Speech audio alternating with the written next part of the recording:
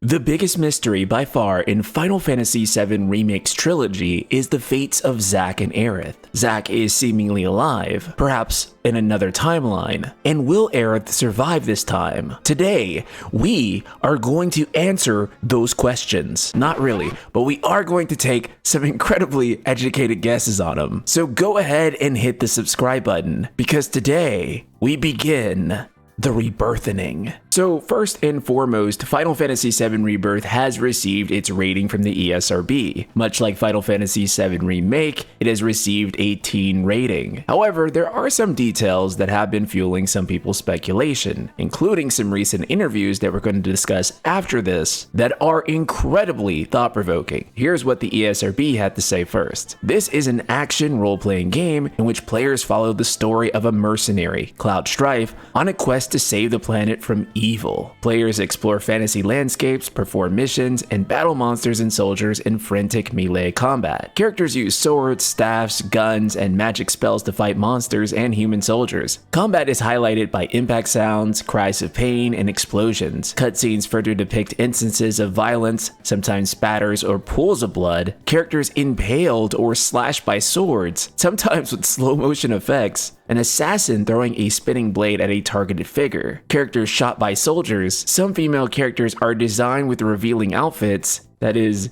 deep cleavage. Suggestive dialogue sometimes accompanies camera panning / close-ups of characters' bodies / outfits. That is, just admit it, you're obviously captivated by my bodacious beach bod. Wonder who says that. The game contains some alcohol content as Cloud. Players can drink a version of moonshine while at a bar. Cutscenes sometimes feature a drunk character slurring their speech. A handful of scenes depict characters smoking cigars or out of hookahs. The words redacted, redacted, and redacted appear in the game. So this says a lot of interesting things.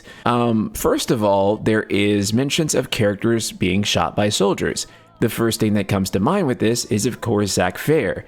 Now, I imagine that in order to contextualize the new scene with Zack, where he survives the encounter with the Shinra soldiers, they're going to show out the scene as it was originally, where Zack is killed by those soldiers with Cloud screaming over his body, the very iconic scene at the end of Crisis Core. I imagine that's going to be in there so that we know the significance of Zack's new survival, and so that it's accessible for newcomers to know that there is a difference between those two scenes and that there is a mystery building here. In terms of just admit it, you're obviously captivated by my bodacious beach bod. I personally would love it if it was Hojo to be the one saying that. I just think that there is nobody that it would be absolutely funnier if Hojo was the one saying it. There's no way Tifa is saying it. Aerith, maybe. She's a jokester. I could see her jokingly around saying it. It's going to be Hojo. Now, what does have a lot of people talking is the sometimes with spatters / pools of blood, characters impaled or slashed by swords, sometimes with slow motion effects. A lot of people do think that this will be a reference to Aerith's death in Final Fantasy VII Rebirth. I'm not entirely sure that that's what this is, because we do know one character for certain that is going to get impaled in Final Fantasy VII Rebirth, and that is going to be Cloud during the Nibelheim flashback. And it's always so funny whenever he does get impaled, because Sephiroth just holds onto the sword, and that allows Cloud to like seesaw him and then just lop him off the side, right? But it's just so funny, because I'm always think whenever I go back and see that scene,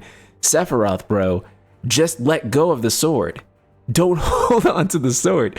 Are they going to change that scene in Remake? Because in hindsight, it does feel a little bit silly that he just holds on to the sword in every remake of that scene that's happened, from Crisis Core to The Last Order, like pretty much all of them, I'm pretty sure features him just holding onto the sword. So hopefully they make a little bit more sense of that in Rebirth. Now, in terms of whether or not Aerith is going to survive or not, it is something that they've teased a lot, that they tease the potentiality of something different happening there, and they've done it pretty frequently, to the point of where I can't really tell you for certain whether she will die or not. They're setting it up as a mystery. Now, they were asked by publication Hobby Consolas about why they've decided to go in this new direction, create the game completely without changing anything. there would be some surprises and new discoveries that we could put in there for the players. When converting the presentation, the low-resolution polygon graphics of the original, when reproducing them with modern highly detailed techniques, some people will notice new things. Oh, was that supposed to be like that? I didn't remember, but now I know what it's really like, and it would be fun.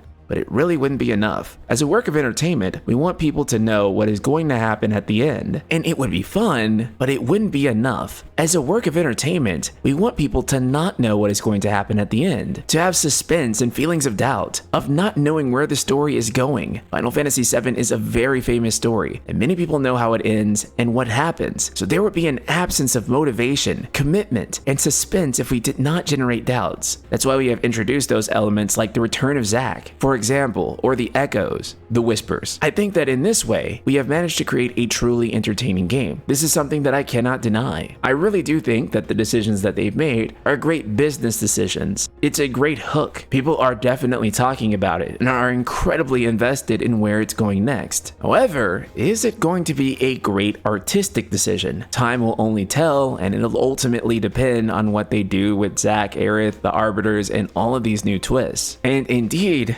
my cheeks are clenched. But it's this question that had me dying. They asked, that is, the original game includes the death of an important character, something that usually causes great surprise in all stories, but it has become the best known death in the history of video games, so we would have to do something new in that sense to surprise, right? Yoshinori Kitase and Naoki Hamaguchi. Absolute silence. Now, a lot of people have been picking at this, right? Because they're thinking this means that they're going to do something really crazy. Honestly, I don't think it says anything either way. If Aerith does die, they can't say anything. If she does not die, they still can't say anything. So it really doesn't indicate to me that anything drastic, but I really do find this response to be quite hilarious just within the context of itself. That being said, they have teased multiple times they're going to be doing something differently with this plot. Paraphrasing here, but they said that it's going to be something that at the end you're going to be completely hooked into and you're going to immediately want to go into the next part. And I don't think if it ends on the note of Aerith dying in the way that she previously does, that you're going to feel that way, right? Because you're going to end up being like, well, that's just kind of what I expected. And they're teasing a very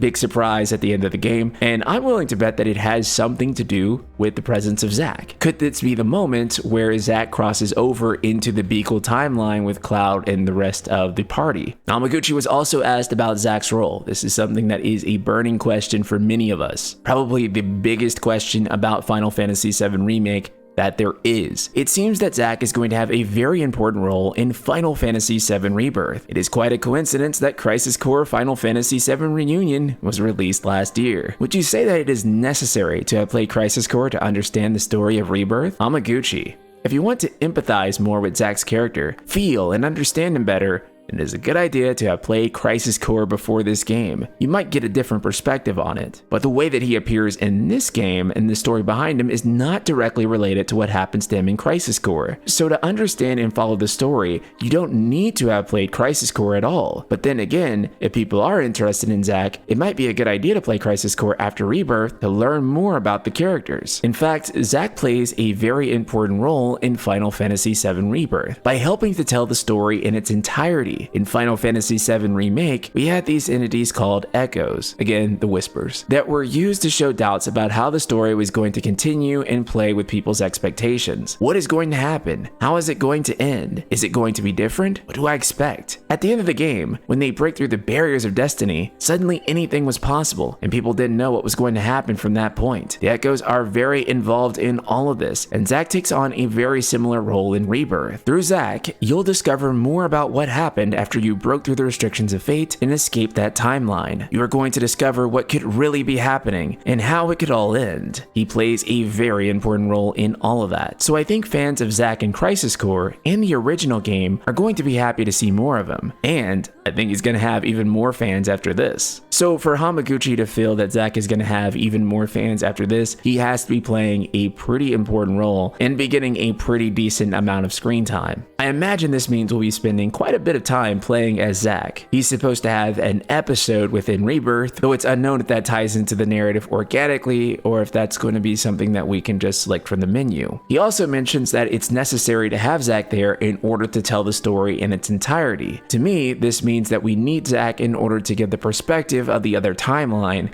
and explore the effects of the Arbiters of Fate. As he said, the Whispers are still involved in all of this, and Zack takes on a very similar role in Rebirth. One of the things I was talking about in post-release of Remake was about the Whispers, and a lot of people told me, well, the Whispers are gone now, so you really don't have to worry about the Whispers. But I never thought that the Whispers were gone for starters, and even if the Whispers were gone, the impact of the Whispers was here to stay. The consequences of defeating them, or rather allowing Sephiroth to absorb them, was never going to go anywhere. That was always part of the plot escalation, a key to this brand new mystery that is teased in the Remake trilogy, and a mystery that we still don't know quite much about. No, the Arbiters aren't gone. They will show up in Rebirth, in some way and in some form, though I don't think we'll be fighting them. No, not like we did in the first game, but the story of them, the consequences of the Arbiters, and why that mystery all leads back to Zack will be explored